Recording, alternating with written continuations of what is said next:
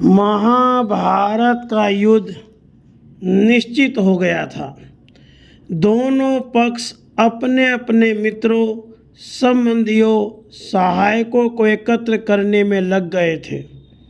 श्री कृष्ण भगवान पांडवों के पक्ष में रहेंगे यह निश्चित था, किंतु सभी कौरव इसी सत्य से भयभीत थे।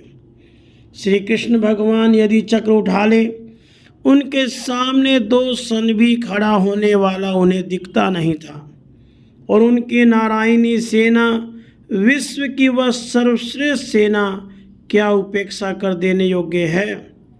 कुछ भी हो, जितनी सहायता श्री कृष्ण से पाई जा सके पाने का प्रयत्न करना चाहिए। यह सम्मति थी शकुनी जैसे सम्मति देने वालों की। इच्छा न होने पर भी स्वयं दुर्योधन द्वारकाधीश को रण निमंत्रण देने द्वारका पहुँचे। दुर्योधन की पुत्री का विवाह हुआ था श्री कृष्ण तनय शाम से।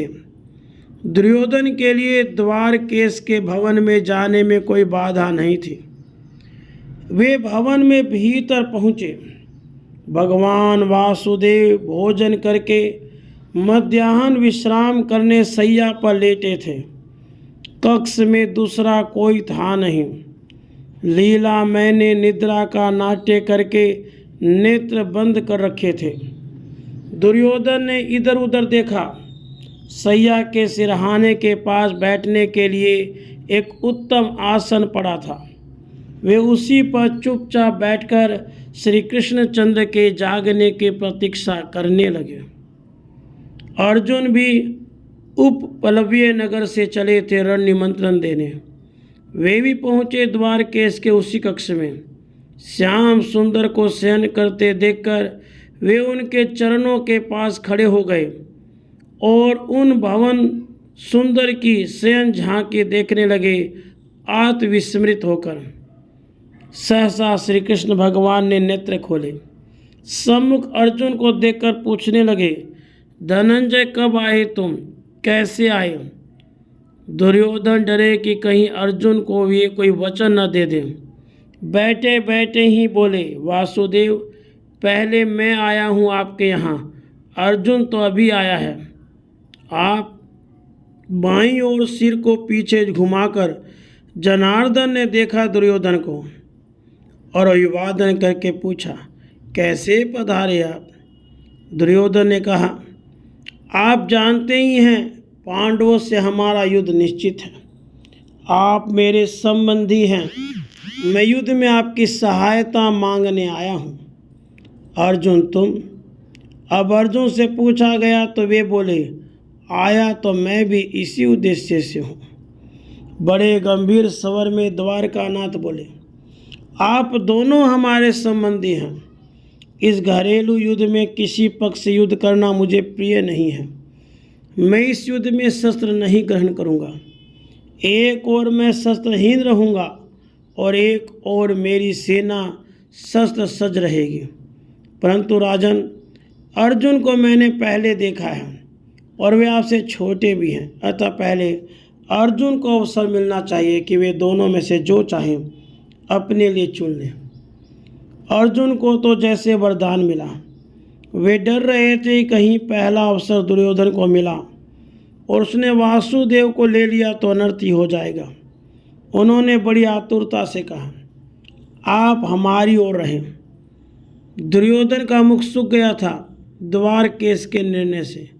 वे सोचने लगे थे, जब ये शस्त्र उठाएंगे ही नहीं तब युद्ध में इन्हें लेकर कोई क्या करेगा? उल्टे कोई ना कोई उपद्रव खड़ा किए रहेंगे। ये कहीं ऐसा ना हो कि अर्जुन सेना ले ले और ये हमारे सिर पड़े। अर्जुन की बात सुनते ही दुर्योधन आसन से उत्साह के मारे उठ खड़े हुए। हाँ हाँ ठीक है, स्वीकार है हमें। आप पांडव पक्ष में रहें और नारायणी सेना को आज्ञा दे हमारे पक्ष में प्रस्थान करने की। भगवान ने पहले ही वाम दृष्टि से देख लिया था उनकी ओर। इससे भगवान को न पाकर वे प्रसन्न हो गए। दुर्योधन के सामने ही सेना को आदेश भेज दिया गया। जब प्रसन्न होकर चले गए तब हंसकर मधुसूदन अर्जुन से बोले, पार्थ, यह क्या बचपन किया तुमने? सेना क्यों नहीं ली तुमने? मैंने तो तुमको पहले अवसर दिया था। मैं शस्त्र उठाऊंगा नहीं, यह कह चुका हूँ। मुझे लेकर तुमने क्या लाभ सोचा? तुम चाहो तो यादव सुरों की एक अक्षौहिणी सेना अब भी मेरे बदले ले सकते हो। अर्जुन के नेत्र भर आए। वे कहने लगे, माधव, आप मेरी परीक्षा क्यों लेते हैं? मैंने किसी लाभ को सोचकर आपको नहीं चुना है। पांडवों की जय हो या ना हो, किंतु हम आपको छोड़कर नहीं रह सकते। आप तो हमारे प्राण हैं। आपसे रहित आपका बल हमें नहीं चाहिए। हम तो आपके हैं, आपके समीप रहना चाहते हैं। क्या कराना चाहते हो तुम मुझसे? हंसकर पूछा वासुदेव ने, और हंसकर ही अर्जुन ने उत्तर दिया, सारथी बनाऊंगा आपको। मेरे रथ की रश्मि हाथ में लीजिए और मुझे निश्चिंत कर दीजिए। जो अपने जीवन रथ की डोर भगवान के हाथों में सौंप देता है, उसकी लौकिक तथा पारमार्थिक विजय निश्चित है। राम